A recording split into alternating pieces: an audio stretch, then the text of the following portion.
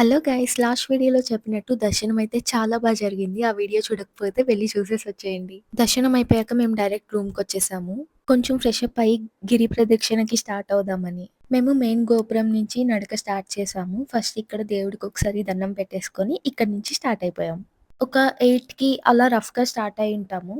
నేను ఇంతకుముందు ఎప్పుడు గిరి ప్రదక్షిణ చేయలేదు. Even in Srikalahasti. But this time I just want to do it. So, నేను ఫినిష్ చేయగలనా లేదా అన్నది చూసేద్దాం. 14 కిలోమీటర్స్‌లో మనకు 8 లింగాలు దర్శనం ఇస్తాయి. అందులో మొదటిది ఇంద్రలింగం. ఈ 14 కిలోమీటర్స్ కూడా మనకు ఫుడ్‌కి అస్సలు ప్రాబ్లమ్ ఉండదు. అన్నీ దొరుకుతాయి. అండ్ మనకు ఎక్కడికక్కడ ఇలా రూట్ మ్యాప్స్ కూడా ఇచ్చుంటారు. సో, అస్సలు ప్రాబ్లమ్ ఉండదు. సెకండ్ లింగం వచ్చి అగ్నిలింగం. అగ్నిలింగం దర్శనం చేసుకోగానే మేము డిన్నర్ కోసం ఆగాము.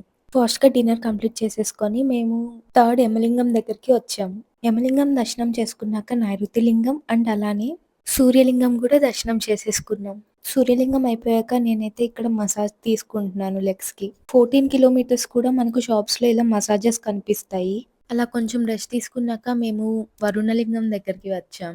అప్పటికే నా లెగ్స్‌లో మంట అండ్ పెయిన్ కూడా స్టార్ట్ అయిపోయింది. బట్ ఎలాగైనా కంప్లీట్ చేయాలనుకోని అలానే ముందుకెళ్ళాను. హియర్ ఇట్ ఈస్ వాయులింగం గూడా కంప్లీట్ చేసుకున్నాను సక్సెస్‌ఫుల్‌గా. ఇంకా అప్పటికే మోర్ దెన్ 100% ఎఫర్ట్స్ పెట్టేసాను. నా యాంకిల్‌లో పెయిన్ స్టార్ట్ అయిపోయింది. సో, నేను మనసులో శివయ్యతో ఒకటే అనుకున్నాను. నేను ఇంకా నడవగలిగే శక్తి నాలో ఉంటే ఆటోని పంపించొద్దు.